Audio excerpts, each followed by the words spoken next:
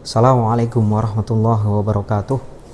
Alhamdulillahirabbil alamin. Alhamdulillahilladzi anzala ala 'abdihil kitaba wa lam yaj'al lahu 'iwaja qayyiman liyundhira ba'san syadidan min ladunhu wa yubashshiral mu'minina alladzina ya'maluna sholihati anna lahum ajran hasanah. Asyhadu an la ilaha illallah wahdahu la syarikalah wa asyhadu anna Muhammadan 'abduhu wa rasuluhu la nabiyya wa la rasula ba'dah. Jamaah pemirsa yang dirahmati Allah Subhanahu wa taala. Alhamdulillah, puji syukur kita kehadirat Allah Subhanahu wa taala atas limpahan rahmat, karunia dan hidayahnya kepada kita semua, sehingga alhamdulillah pada kesempatan yang berbahagia ini kita masih bisa bersua meskipun dalam media, kita masih bisa bertatap muka meskipun hanya dalam video seperti itu. Dan insya Allah kita semua sebagai para penuntut ilmu, setiap tapak menuju tempat ataupun forum majlis tholabul ilmi itu adalah tapak-tapak menuju surganya Allah Subhanahu wa taala. Dalam konteks ini adalah setiap paketan data teman-teman semuanya, setiap paketan data jamaah semuanya insya Allah menjadi paketan-paketan data yang menghantarkan kita semua menuju surganya Allah Subhanahu wa taala.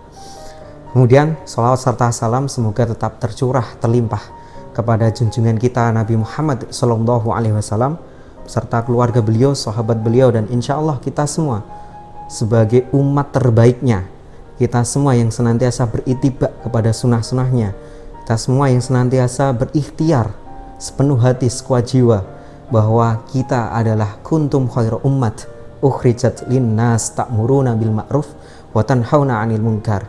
Umat yang senantiasa mengajak kepada kebaikan dan umat yang senantiasa mencegah kepada kemungkaran. Jamaah pemirsa yang dirahmati Allah Subhanahu wa taala, seringkali kita mendapatkan sesuatu atau mendapatkan sebuah nikmat namun kita tidak menyadarinya. Kita boleh sering mendengarkan bahwa kita mendapatkan nikmat iman, Islam, kesehatan, kesempatan, kita bisa bernafas, kita bisa menghirup udara segar, kita bisa makan, kita bisa, mohon maaf, buang air besar, dan seterusnya. Tapi mungkin ada nikmat-nikmat yang boleh jadi kita tidak menyadarinya.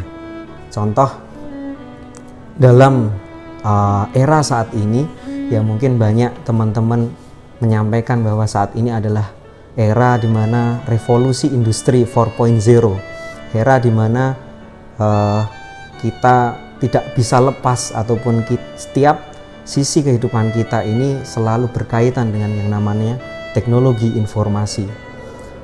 Ada artificial intelligence atau intelijensia buatan, kecerdasan buatan, ada Internet of Things, kemudian ada big data, kemudian sosial media yang semakin menggejala seperti itu.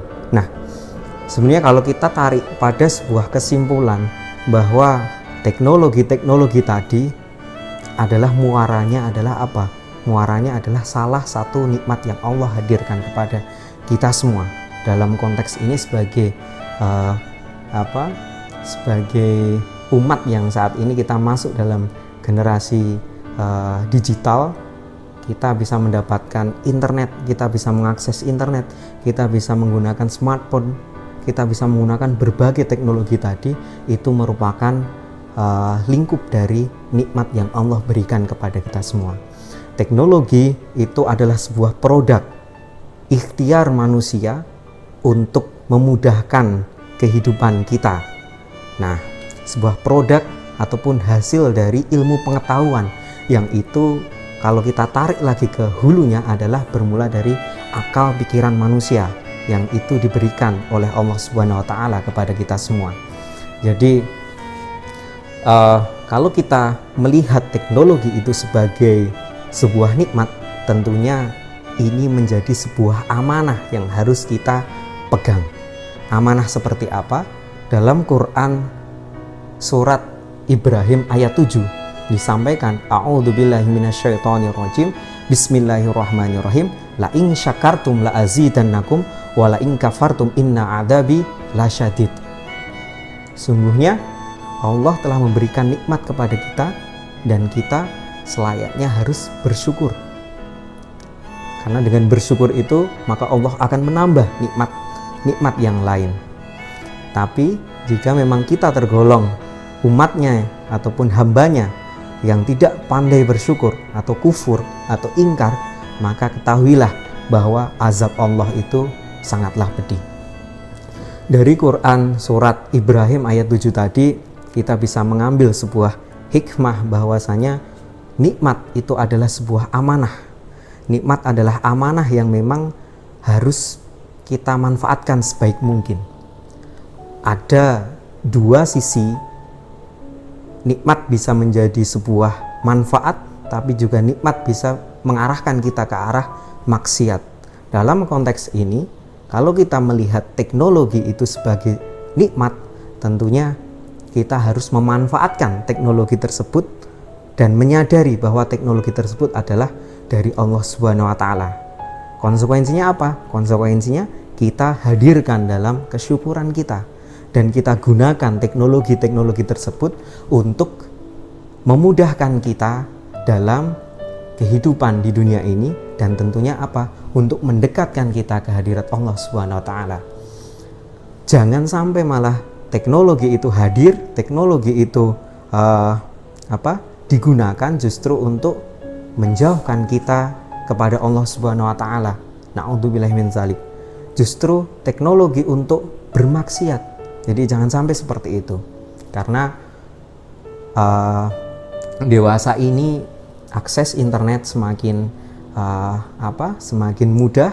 Kemudian mungkin kawan-kawan generasi muda, bahkan anak-anak pun juga sekarang sudah memiliki gadget atau smartphone yang bisa mengakses apa saja.